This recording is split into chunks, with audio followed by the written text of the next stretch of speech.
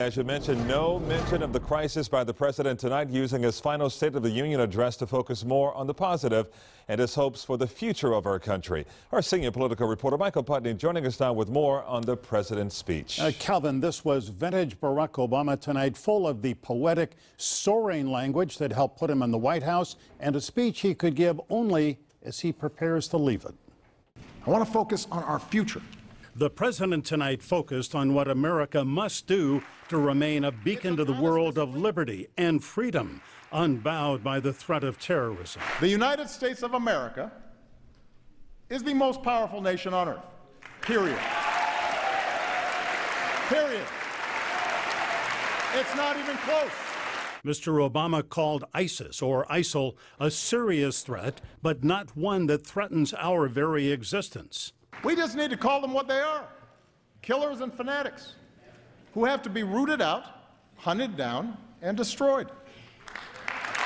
If you doubt America's commitment, or mine, to see that justice is done, just ask Osama bin Laden. As expected, the president talked about the historic change with Cuba, and he challenged the Congress to get behind it. So if you want to consolidate our leadership and credibility in the hemisphere, recognize that the Cold War is over. Lift the embargo. Florida Senator Marco Rubio was one of the Republicans who appeared to be unmoved by the president's words. But his words were moving as he professed his faith in the goodness of America. That's the America I know. That's the country we love. Clear-eyed, big-hearted, undaunted by challenge, optimistic that unarmed truth and unconditional love will have the final word. That's what makes me so hopeful about our future. I believe in change because I believe in you, the American people. And that's why I stand here as confident as I have ever been that the state of our union is strong.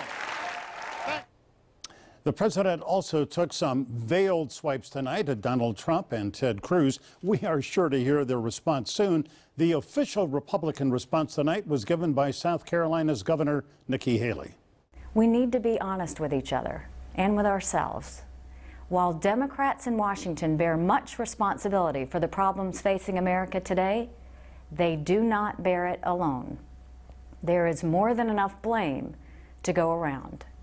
We as Republicans need to own that truth. We need to recognize our contributions to the erosion of the public trust in America's leadership. We need to accept that we've played a role in how and why our government is broken. And then we need to fix it.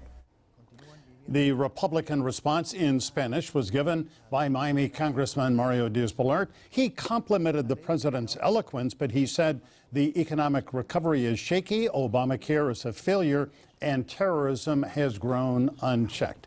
But what people will remember from tonight, I think, is going to be the president's call for civic engagement and for the American people themselves to fix the nation's politics, not necessarily for Congress to do it. Yeah, daunting task. He really acknowledged, speaking of fixing politics and the toxic politics, he actually mentioned his regret. I think it not so much admitted his own failure, but acknowledged that he could have done better with Congress, and I think the consensus is he could have. Yeah. Now on to Iowa, right? Not for him, but for the others, right? All that's eyes right. will be. February 1st. Well, okay. Michael, we know you're going to be on top of it. Thank you very much. All right. Glad to have you here.